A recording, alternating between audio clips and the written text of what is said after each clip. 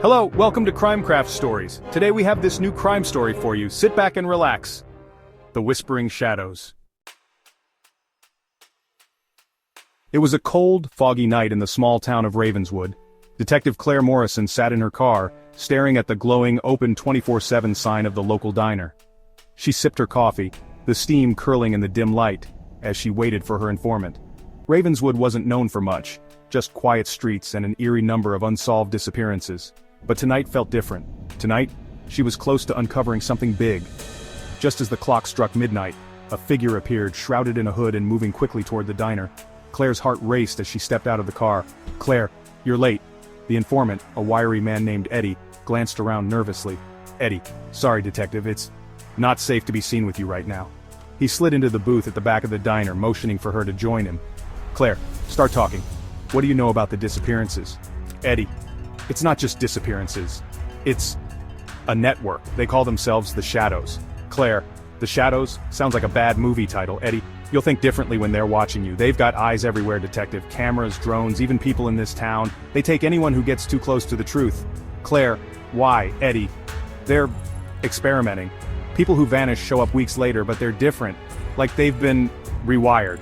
Before Claire could press further, the diner door swung open and two men in dark suits entered.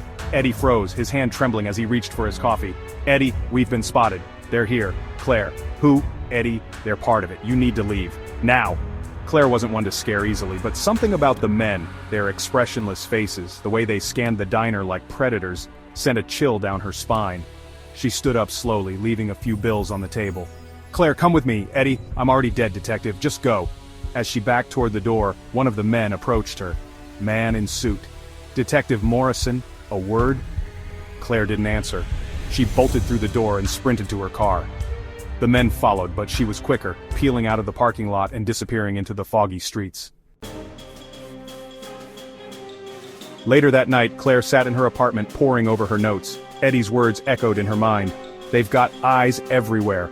A soft click startled her. She grabbed her gun, heart pounding, and moved toward the sound. The window in her living room was open, the curtains fluttering. She was certain she'd locked it. "Claire, who's there?" Silence. Then a shadow moved. Claire spun around, but before she could react, a hand clamped over her mouth and everything went black. When Claire woke up, her head throbbed and her vision blurred. She was strapped to a chair in a sterile white room. The hum of machinery filled the air. "Ah, Detective Morrison, welcome. Who are you? Where am I?" "You're in the heart of the shadows. You've been quite the nuisance, poking around where you don't belong. What do you want from me? To see how resilient you are. You'll make an excellent subject." As the needle approached, Claire mustered all her strength, tipping the chair backward and breaking free of one restraint. She grabbed a shard of broken glass from the floor and slashed at the man, who stumbled back with a scream.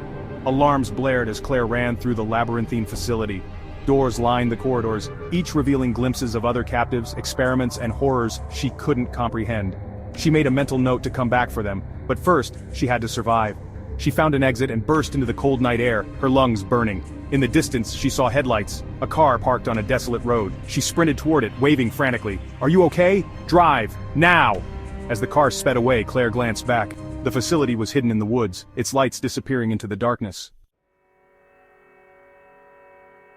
Back at the precinct, Claire handed over her notes, recordings, and a detailed account of what happened. But as she expected, her superiors were skeptical. "No evidence, no case. You've got nothing but a wild story. Then I'll find the evidence." As she walked out, she felt the weight of the shadows still looming. She knew they wouldn't stop, but neither would she. Somewhere, in the whispering shadows of Ravenswood, the truth awaited. Subscribe and like for more stories.